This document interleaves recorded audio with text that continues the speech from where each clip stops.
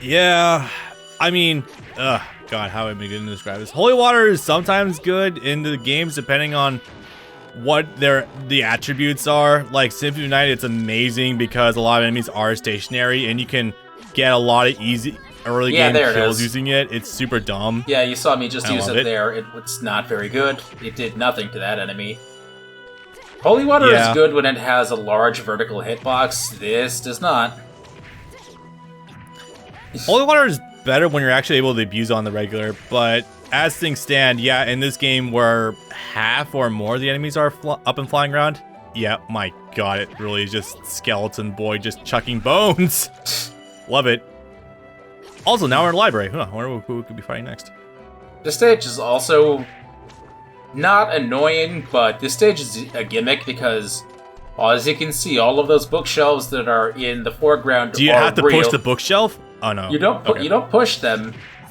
You can't move them, so they're actually environment hazards, I guess you would call them. They don't hurt you, but they impede you from hitting other enemies. I see.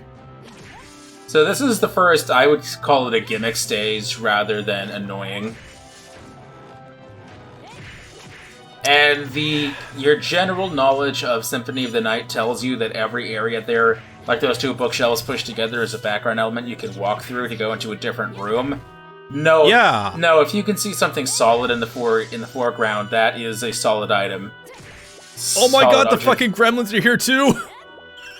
Oh my God!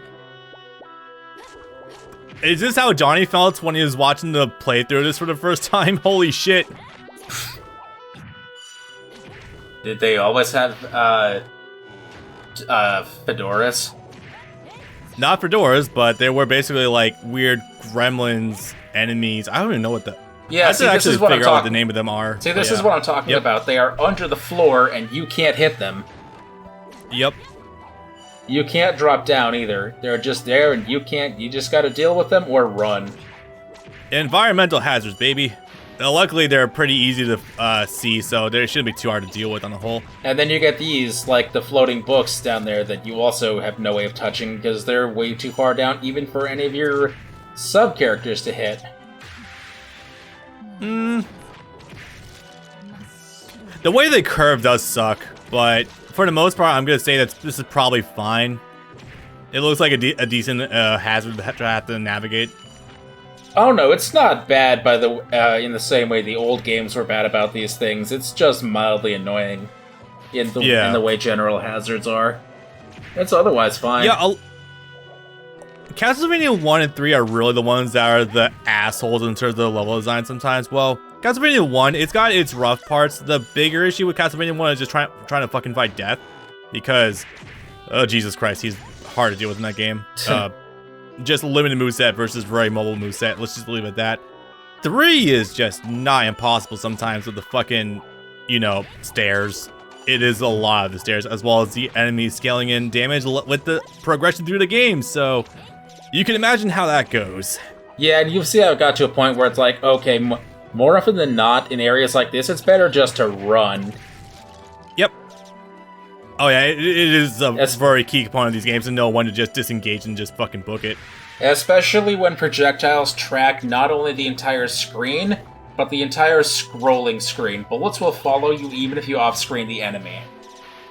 Yep. Like, you see that shit there. It went like a mile away. Mm-hmm.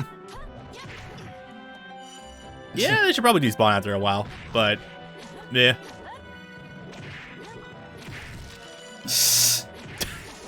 I just realized that there's a generic just punching sound effect whenever you hit someone with the whip. How did I not catch that sooner? Yep. The Yukuris are your one-ups. See, I was figuring that.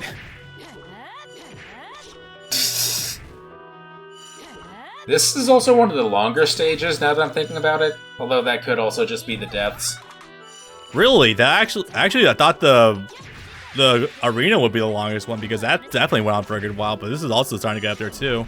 What I mean by that is how often it forces you to rethink every movement of the D-pad you make, so that you can dodge properly, or maybe you walked into an object that you thought was in the background, but it's real, so you have to move around it or above it. You don't have to do that in the other stages, and even if it's only a couple of seconds at a time, that does add up after a while. See that shit? That didn't even kill one enemy. Oh, yeah, I see. That didn't even kill one enemy.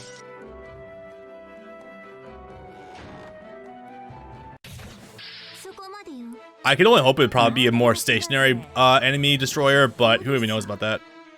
Because also this game doesn't have a New Game Plus either. Once you restart, then you just go back to only having one character. So it's not even like you could use it for like stage 1 or 2 enemies. I'm gonna be honest, Patchouli's artwork in this game honestly makes him more like a Fate Extra character than something from Castlevania. I'm gonna be real here. She's Sypha, in Sypha's exact robes. Yeah, pretty much. More than anything, though, because I've played so many Touhou games, have you heard more in line with the fact that in the Touhou Mon games, or as they're now called, Touhou Puppet Performance, she was always the Guard of War. So I just look at her and all I see is Guard of War. Yeah, it makes sense. I'm sorry, renamed? What? I'm sorry, they renamed the Touhou Mon games? They're made by different people nowadays. There used to be a handful of mods of Gen 3 back in the day. And in the last 5 to 8 years, people have started making their own Touhou Mon games in their own engine that play exactly the same. But because they're using a different engine and their own original code, they've given it a new name. Oh, okay. See, the way you worded that, I thought you were going to imply there was a fucking cease and desist from Nintendo, which, honestly, probably the least insane thing they've done so far. Wow, holy fuck, that was 5 hits? Yeah, these things are stupid and inconsistent sometimes. Sometimes you'll get Suika back there, which took like a minute to beat even on the winning take.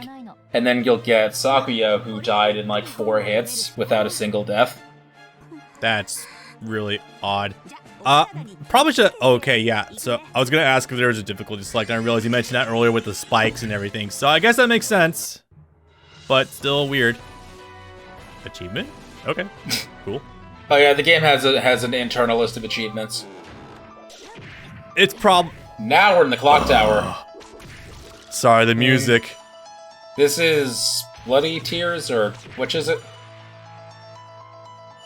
Yeah, it's Bloody Tears. God, okay. God, you can hear it too. It's just the notes are exactly the same, and it's honestly doing things to me. I like this. The collector's edition I imported from Japan actually came with a couple of soundtrack discs, so I'll actually have to try those sometime. Oh man, I got a weird story to share actually. So I did once want to actually just download the soundtrack for these 2 games and just use them for stuff, but I saw that there was once like a ping on YouTube from not for myself, but like for some people that were using gameplay footage. I was like, huh, why is the copyright noticing some that was me. Music from Was it you? Yeah, Oh yeah, right. Well, I think we posted gameplay for it once or twice. Yeah, I posted the first 2 or 3 stages of the second game, Stranger's Requiem, and every part like 6 or 7 years ago, and every part got hit with a music claim. Yeah, that was really... Wasn't the music done by someone who was like just covering it by themselves, but then like they would want to like get copyright for it or something? I don't remember what the full story was. It's something stupid, I'm pretty sure. Oh no, the second game had actual production values the first time, so they were able to get an actual doujin composer alongside getting voice actors the first time and a couple of animated cutscenes. So right. So no, they were actually legit that time. So as for a doujin circle having their own stuff in the system, that's news to me, but I guess if they're actually producing their own music, they have a right to it. Yeah, I mean, that is true, although I always found it that if you're doing covers, then you probably shouldn't, but then YouTube will probably ping it anyway, being like, hey, yeah, this is a cover of something, so shit. I don't know, it's weird gray area with the YouTube bots and everything. I don't like it too much. My favorite instance of that sort of thing is when a channel uploads something legally, as in like they were given the video to upload and they still end up getting striked. Like it was Ubisoft Canada got copyright striked by Ubisoft America for uploading an Assassin's Creed trailer 2 years ago or something. Oh yeah, right. Fucking hell. Ah, love that shit. Something about Assassin's Creed Valhalla or something. Yeah, Yeah. I love that kind of I remember that. I love that shit. You can't make this shit up. God, are we actually just almost at the end of the game already? Yes. Because we're on stage. Yeah, you can see what I mean by just using the flight to just kind of bypass the platforming things you would probably normally have to deal with. Yeah, because we're on stage 6 out of 8, I think. Yeah, what we got earlier was definitely the clock tower on the inside. I don't want to insinuate anything, but if they were just kind of taking the sprites from Symphony of the Night, honestly, I would not be too shocked. It was pretty bang on. I don't think they were, but it definitely was like very uncanny close. So in some stages, you can find things hidden at the very top of the screen, and in other stages, if you try to do that exact same thing, an enemy you can't kill will just come down from out of nowhere and attack you for like 2/3 of your health. That's what that red crystal was. Yeah, I gathered. Some people consider that a cute Easter egg. I think that's fucking balls. Yeah, I'm gonna classify that under horse shit. Thanks. Yeah, I'm good. No, thank you. That's definitely that's more material that, yeah, I'm gonna look up a guide for this. Fuck that noise. Oh, knowing this game, good luck getting a guide for it from 2009. Oh no, those are absolutely out there because these games were big deals when they first came out. They kind of had to be. By the second game, they were actually able to pay people to make the game. That's fair. Okay, English one. Sorry, I should probably clarify that one then. Which also, yeah, this game is using an official translation now instead of just the bad fan translations you got from 2009 and 2011. And while the font here might be the most stock generic Arial you've ever seen in your life, at least the dialogue makes a little more sense now and isn't quite as stupid as it used to be. Well, we say translation, but more like 90% not crap translation. Mostly giving the guy shit from prior games where the translation has, well, not really been consistent across the board, as you know. Yeah. I mean, well, so this is not the people that put out Antinomy of Common Flower, for the record. The publishers, I mean. It's also not the developers, but that much is a given. No, I mean, like, we've had a lot worse. We've had, like, the Tag Force special translations, and when you grow up in a certain age, those are the only ones you ever get exposure to. Yep. You haven't lived until you've seen the, crunched into another dimension level of video quality VHS subs from, like, 1991, where it's Vegeta saying he's gonna kill these candy-ass faggots. I feel like I've seen those subtitles before. Yeah, it was a different time.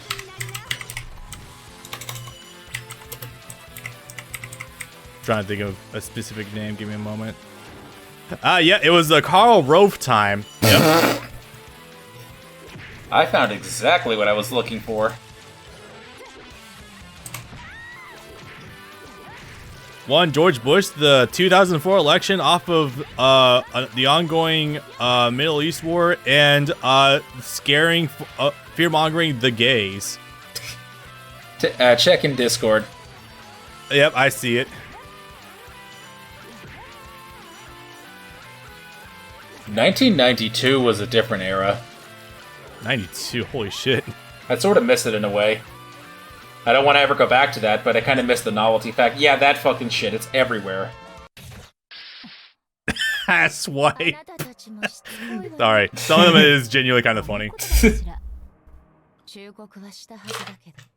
Oh, Sakuya, you're back. Oh yeah, I didn't mention this the first time, but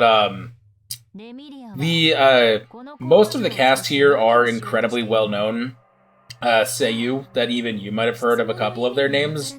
One you probably definitely will have heard is the one playing Sakuya, because that's Miyuki Sawashiro, and for a 10-year period from like 2007 to at least 2017, the red eyes are not lost on me. She was probably the most prolific seiyuu of all time I can believe that. in everything as either this Sakuya type of character or as a seductress or in a twist from her usual typecasting playing Jolene in the video games, but not the anime. Tja. Yeah.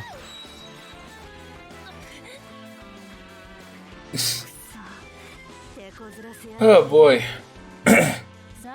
In other news, about that one article we read about the age gap or trying to enter into the voice acting industry in Japan being a nightmare.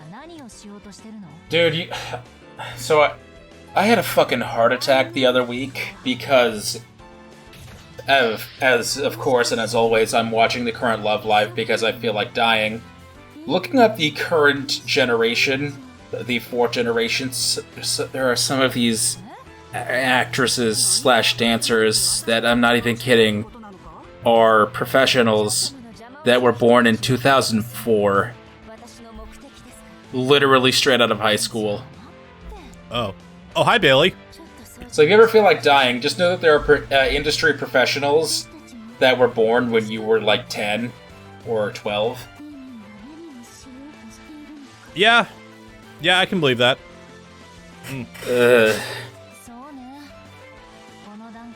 God, we're being left behind in the world.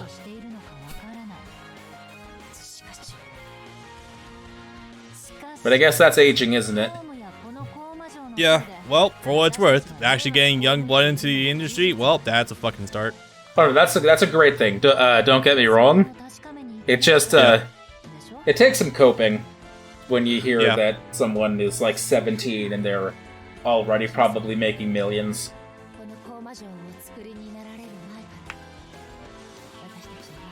Anyway, no one knows what the fuck is up with Emilia because no one's seen her in a while. Oh, this was that story. And she's kind of losing it. Right, I fucking vaguely remember this story now, actually. Lashing out at everyone. Because there's something she desires that she can only get by building not the Scarlet Devil Mansion, the Scarlet Devil Castle.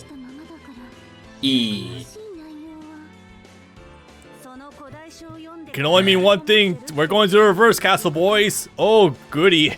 See, I would just call that the second game. Yeah, you would think so.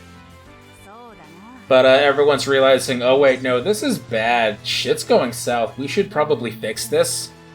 Even her own minions. You know shit's fucked when even that's the case. Although, frankly, it feels like that happens more often than you think. Typically, yeah. Yeah.